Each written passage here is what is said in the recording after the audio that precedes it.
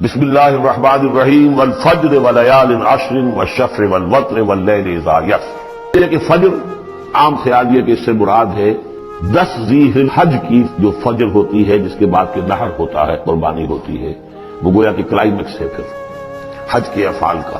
ولیال عشر، اور اس سے پہلے کی 10 راتیں.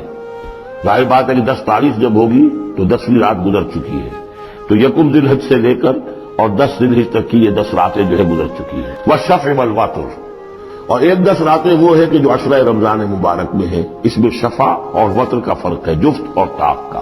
طاق میں پھر لیلۃ القدر ہے. والشفع والوتر، یہی خیال ہے کہ اس سے مراد ہے کہ یہ جو راتیں ہیں جو جفت اور طاق ہیں ماہ رمضان مبارک کے آخری عشرے کی. واللیل اذا یسر، اور رات اس گواہ ہے رات جبکہ وہ چلے.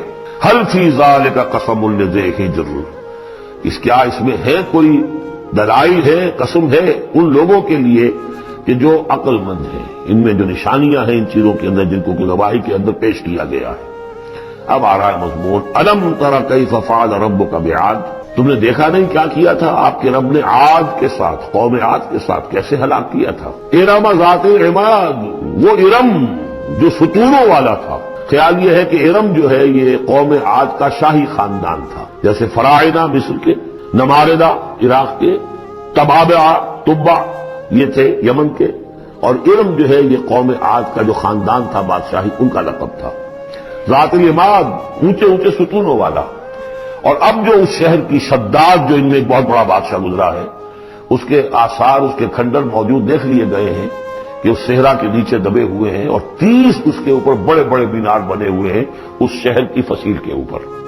تو ذات العماد جو بڑے ستونوں والا تھا. التی لم یخلق مثلھا فی البلاد، جیسے کہ اس سے پہلے کبھی دنیا میں نہیں بنائے گئے تھے. معلوم ہوتا ہے کہ ویسی تعبیر جو اس عاد کے بادشاہ شداد نے کی تھی شاید دنیا میں پہلی مرتبہ اتنا، اسی لیے شداد کی جنت مشہور ہے. اس نے وہ جنت بنا لی تھی اپنی، اس قدر وہاں پر ساز و سامان تھا. وثمود الذین جابوا الصخر بالواد، اور تم نے دیکھا کہ اس ثمود کے ساتھ کیا کیا تمہارے رب نے، جنہوں نے چٹانوں کو، وادی میں چٹانوں کو تراش تراش کر محل بنا لیے. وہ تو اب بھی موجود ہیں، بڑے بڑے ہال، پھر بنگلی کمرے، بڑے عمدہ ان کے جو مکان بنے ہوئے. وفرعون ذی الاوتاد، اور کیا کیا آپ کے رب نے فرعون کے ساتھ کہ جو بیخوں والا تھا، اس کے جو بڑے بڑے لشکر چلتے تھے تو بہت سے خچر تو ایسے ہوتے تھے جن کے اوپر صرف جو خیموں کو کھڑے کرنے کے لیے بیخیں ہوتی تھی وہی اٹھا کے چل رہے ہیں. کچھ اور بھی اس کے بارے میں آ رہا ہے، واللہ عالم. الذین طغوا فی البلاد، اصل بات یہ ہے کہ ان تمام قوموں نے سرکشی اختیار کی ملکوں میں. فاکثروا فیہا الفساد، ظاہر بات ہے جب اللہ کے خلاف سرکشی ہوگی تو خلق کے لیے فساد ہو جائے گا. اکثروا فیہا الفساد، اس میں بڑا فساد پیدا کر دیا. آج جو فساد ہے ہیوز اور ہیو لاکس کا، نارتھ ورسز ساؤتھ، ایک فساد ہے دنیا میں ہے، چل رہا ہے. جس طریقے سے کہ پیسہ کھینچ رہی ہیں یہ قومیں، G7 اور G9 بھی، اگرچہ ان کے لیے بھی پرابلمز پیدا ہو رہے ہیں، اور بھی دور فلک ہیں ابھی آنے والے، ناز اتنا نہ کرے ہم کو ستانے والے، ان کی بھی اپنی اندر سے رگیں کٹ رہی ہیں. لیکن بہرحال ایک زمانے میں انہوں نے فساد مچایا. فصب علیہم ربک صوت عذاب، تو پھینکا اور دے مارا ان کے اوپر ان کے رب نے عذاب کا کوڑا. عذاب کا کوڑا تھا جس سے آل فرعون بھی ختم ہوئے اور وہ عاد بھی تباہ و برباد کر دیے گئے، قوم ثمود نسیہ منسیہ کر دیے گئے. ان ربک لبالمرصاد، جان لو کہ تمہارا رب طاق میں بیٹھا ہوا ہے، گھات میں ہے.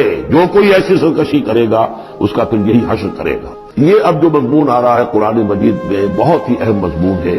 فَأَمَّا الْإِنسَانُ إِذَا مَا ابْتَلَاهُ رَبُّهُ فَأَكْرَمَهُ وَنَعَّمَهُ فَيَقُولُ رَبِّي أَكْرَمَنِ، انسان کا معاملہ یہ ہے کہ جب اس کا رب اسے آزماتا ہے، اسے عزت دیتا ہے، نعمتیں دیتا ہے، تو وہ کہتا ہے میرے رب نے مجھے عزت دی. وَأَمَّا إِذَا مَا ابْتَلَاهُ فَقَدَرَ عَلَيْهِ رِزْقَهُ، جب اسے آزماتا ہے اور اس کا رزق جو ہے اس پر تنگ کر دیتا ہے، راشننگ کر دیتا ہے، تھوڑا تھوڑا دیتا ہے. فَيَقُولُ رَبِّي أَهَانَنِ، تو وہ کہتا ہے میرے رب نے مجھے ذلیل کر دیا. کلا، ایسا نہیں ہے. آپ کو کیا خرابی نظر آئی اس میں؟ کوئی شرک نہیں ہے.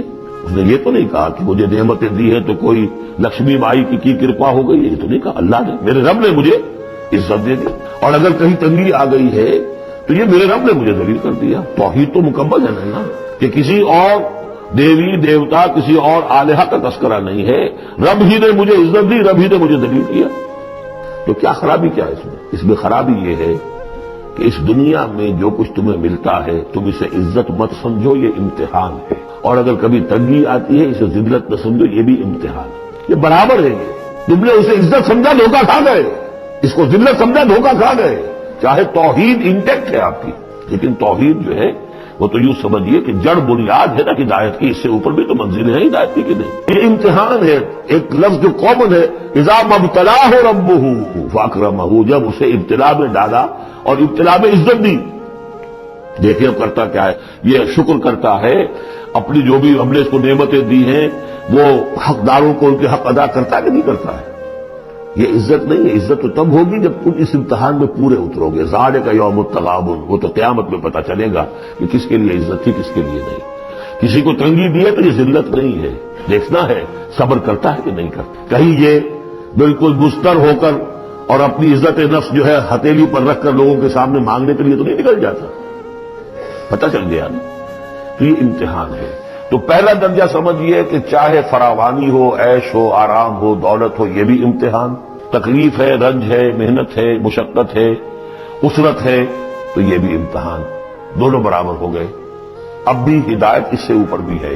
ہمارے دل میں یہ چور رہے گا پہلا امتحان آسان ہے دوسرا مشکل ہے، نہیں، حقیقت اس کے برعکس ہے۔ پہلا مشکل ہے، یہ دولت میں رہ کر بھول جانے کا آپ کے اندر زیادہ امکان ہے۔ اللہ حدیث آپ کو سنائی تھی، ما قل و کفا خیر مما کثر و الہا، اگر زیادتی ہوگی دولت ہوگی تم اللہ کو بھول جاؤ گے تو زیادہ سخت نقصان یہ ہے، زیادہ بڑا امتحان یہ ہے، اور اگر ناپ تول کر مل رہا ہے تو ہر وقت اللہ یاد رہے گا، یہ ہلکا ہے اگر حقیقت وہ بھاری ہے۔ اور اسی میں وہ واقعہ نوٹ کر لیجئے امام احمد ابن حنبل رحمۃ اللہ علیہ کا، کہ جب وہ مار پڑ رہی تھی کہ جس کے بارے میں الفاظ ہیں کہ ہاتھی کو بھی وہ مار پڑتی تو بلبلا اٹھتا، اس وقت آنکھوں میں آنسو نہیں آئے۔ کب آئے؟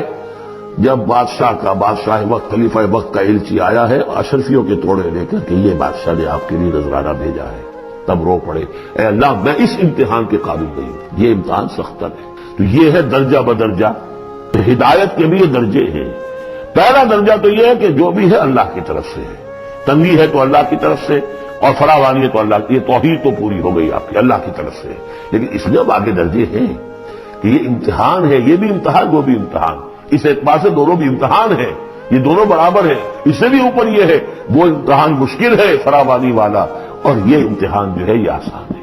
فَأَمَّا الْإِنسَانُ إِذَا مَا ابْتَلَاهُ رَبُّهُ فَأَكْرَمَهُ وَنَعَّمَهُ فَيَقُولُ رَبِّي أَكْرَمَنِ وَأَمَّا إِذَا مَا ابْتَلَاهُ فَقَدَرَ عَلَيْهِ رِزْقَهُ فَيَقُولُ رَبِّي أَهَانَنِ كَلَّا، لیکن چونکہ تمہاری ذہنیت یہ ہے لہذا تمہارا طرز عمل کیا ہے، بل لا تکرمون الیتیم، تم یتیم کی عزت نہیں کرتے، ولا تحاضون علی طعام المسکین، تم مسکینوں کو غریبوں کو کھانا کھلانے پر ایک دوسرے کو اکساتے بھی نہیں، خود تو کیا کھلاؤ گے، اس لیے کسی اور سے اگر کہہ دیں گے تو وہ پلٹ کر کہہ دے گا تم کیوں نہیں کھلا دیتے، لہذا بہتر یہ ہے کہ خاموشی رہو۔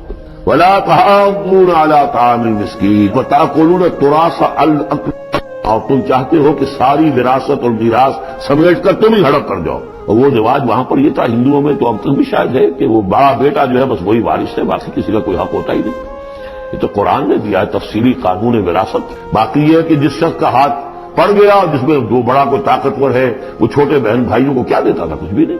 تم چاہتے ہو کہ ساری میراث تم جمع کر کے ہڑپ کرو، وَتُحِبُّونَ الْمَالَ حُبًّا جَمًّا، اور مال سے تو تم محبت کرتے ہو ٹوٹ کر، وہ تو گویا کہ کوٹ کوٹ کر بھری ہوئی ہے تمہارے دل میں۔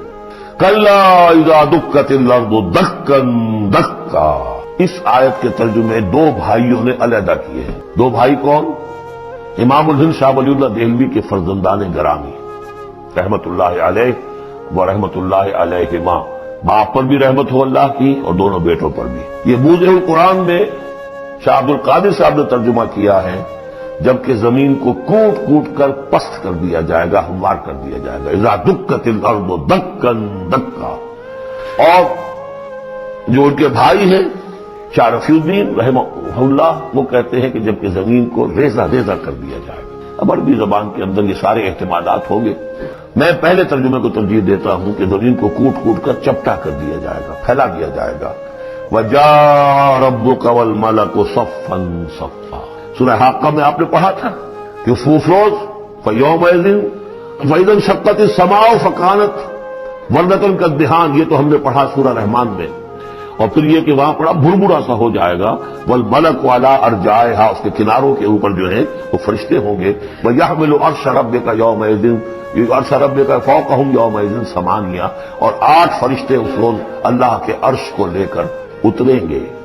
جاء ربک والملک صفا صفا، اس سے اندازہ ہوتا ہے کہ قصہ زمین برسر زمین ہی طے ہوگا، جو ہم نے کمایا جو گنوایا یہیں کمایا یہیں گنوایا، کوئی نیکی کمائی تو یہاں اور کوئی بدی کمائی تو یہاں، یہ سارا قصہ زمین زمین ہی پر ہوگا۔ زمین کو پھیلایا جائے گا، مدت کھینچا جائے گا، چپٹا کر دیا جائے گا، کوٹ کوٹ کر پہاڑ چلا دیے جائیں گے، وہ روئی کے گالے بن جائیں گے، نہ اس میں کہیں کوئی موڑ ہوگا، نہ اونچائی ہوگی، نہ ڈھلوان ہوگی، سورہ طٰہٰ میں ایک بار سے۔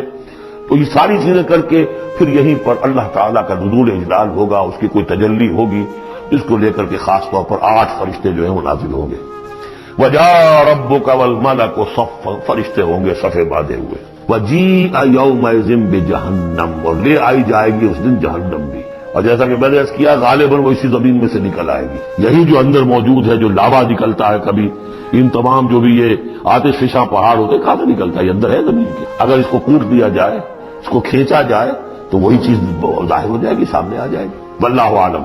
یومئذ یتذکر الانسان وانى له الذکریٰ، اس دن انسان کو سبق یاد آئے گا، یاد کرے گا، چیتے گا وہ انسان، یہ شاہ صاحب کا لفظ تھا، چیتے گا انسان، یاد آ جائے گا اسے کہ وہ کیا کر کے لایا تھا یہاں پہ، اور اسے پوری نصیحت حاصل ہو جائے گی۔